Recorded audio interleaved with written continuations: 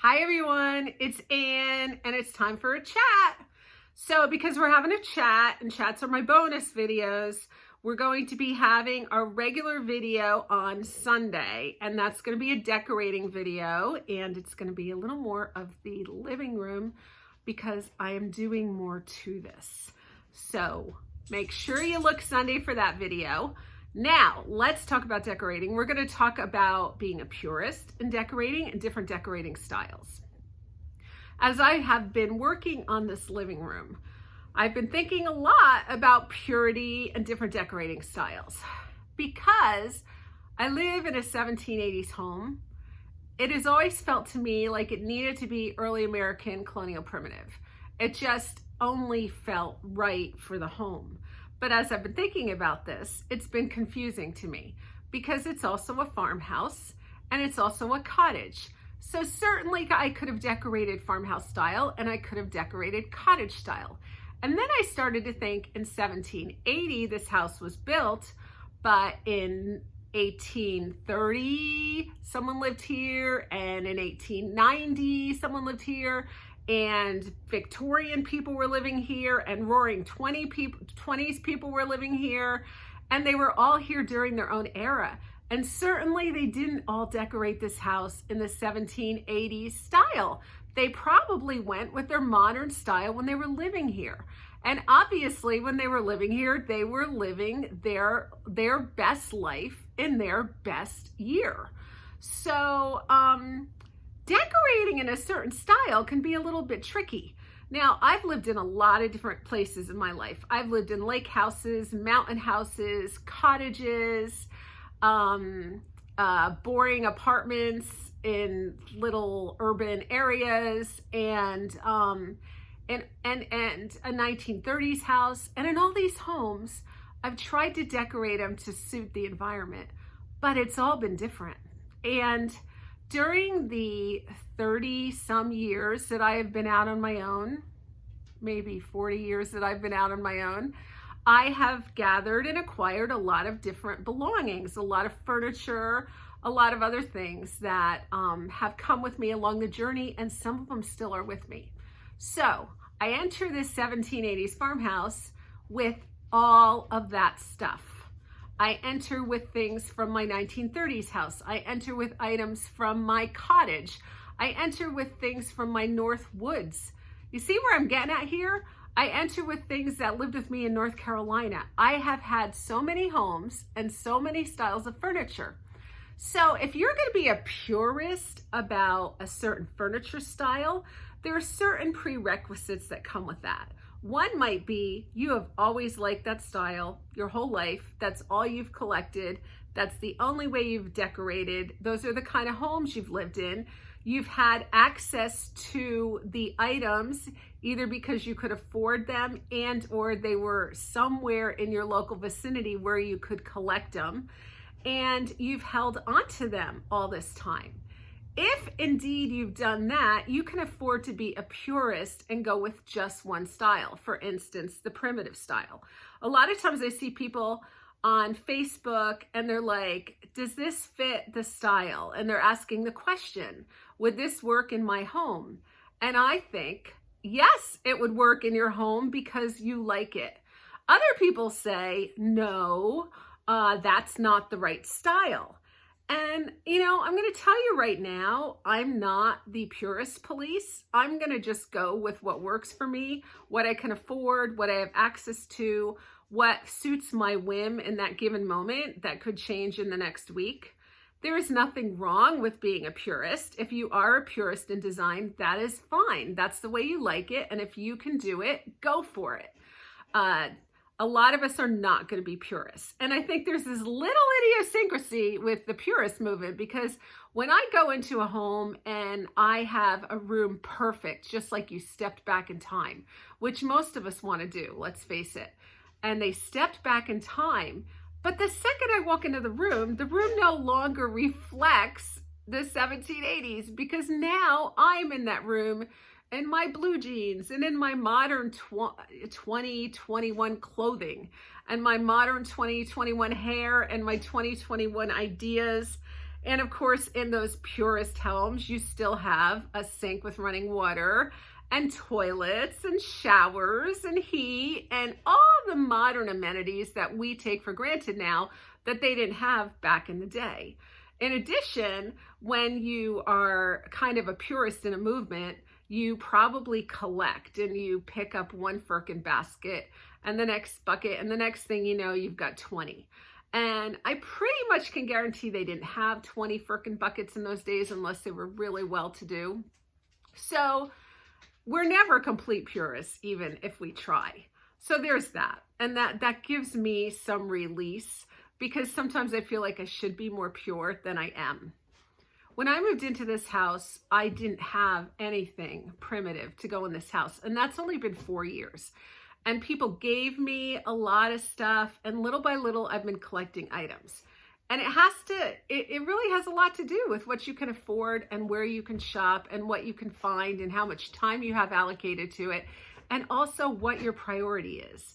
I'm going to be honest with you, my house would not look the way it does if I didn't have a YouTube channel, because showing you guys things pushes me to up the ante on my decorating. Now, the other thing is, because I wanted to make this a bed and breakfast, a country, and that also upped the ante. If I was just living in this house just for me, it might not look the way it does. And that brings me to a viewer today who commented and said she had 2 primitive rooms and 1 Victorian room, and was it crazy to have different rooms in her house that had different eras? And I said, no, I get it. Because while I love primitive style, there are some things in the Victorian style I love. And I love cottage style. And there's so many. And I even like farmhouse. I mean, I honestly could have a big room all painted white with white and white and white and white and lots of wood, and I would be happy there for a while, you know? And I like change.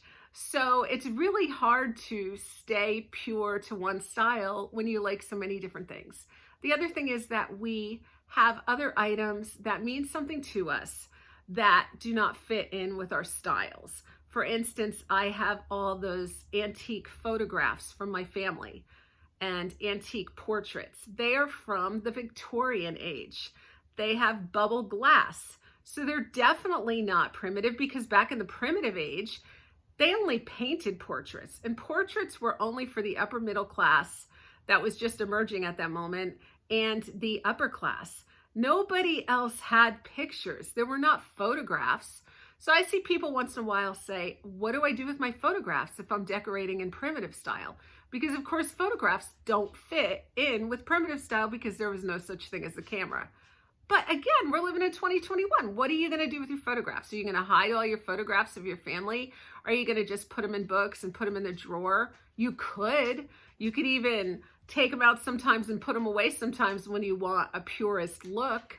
But, you know, I want my Victorian photographs around because they're really cool and they mean something to me. So somehow I have to make that work in my primitive environment, which means that I decorate with an eclectic mix. And I know a lot of you guys do too. And the great thing is it works together. I have shown you for years how I will decorate primitive and vintage and farmhouse and cottage core. I do it all because I like it all. And I can't commit to one thing. I even change it out for the seasons. In the fall, I go as primitive as possible, and everything is brown and rust and pumpkin-y and woodsy and cozy, and it's very primitive because I'm thinking pilgrims, I'm thinking cold New England, you know, gearing up for the harvest. But when spring comes, or when I hope spring is gonna come, I suddenly want flowers, and I want lace, and I want it to be dainty, and you've seen me turn those things. And like my kitchen, you've seen me turn my kitchen from primitive into cottage core just because I needed that change for the season. And you do know that in the fall, it's gonna go back to primitive. I'm really glad that A Primitive Place magazine came and photographed my house last fall, because that's when my home is the most primitive. But again, it's all a process, how you're decorating. And so there are no rules, guys. I say this all the time. Your house, your way. If you want to mix styles, mix styles. If people say to you that doesn't look good because that doesn't fit into that style, just say, well, you know, I can appreciate it. And in your house, maybe you wouldn't do this, but I want to do this because this is what I'm feeling right now. And maybe next week I'll be feeling something different. But for today, I'm going to do this. And it's okay because it's my house, my way. So that's what I wanted to say to you guys today. It is your house, your way. Mix those styles. I will continue to show you how to mix those styles on my channel because I will be mixing things. And I will also be showing you primitive early American styles and what they did and teaching you something about that. And I'll continue to show you cottagecore, and we'll just play, because the most important part about decorating is it's your house, your way, and you get to play. All right, so that's my chat. I want to give you a little heads up about what's going on the channel right now.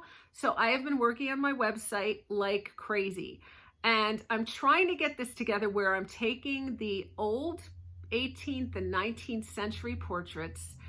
I love portraits. I'm a portrait photographer. I'm an artist. I think portraits are my favorite thing in the world.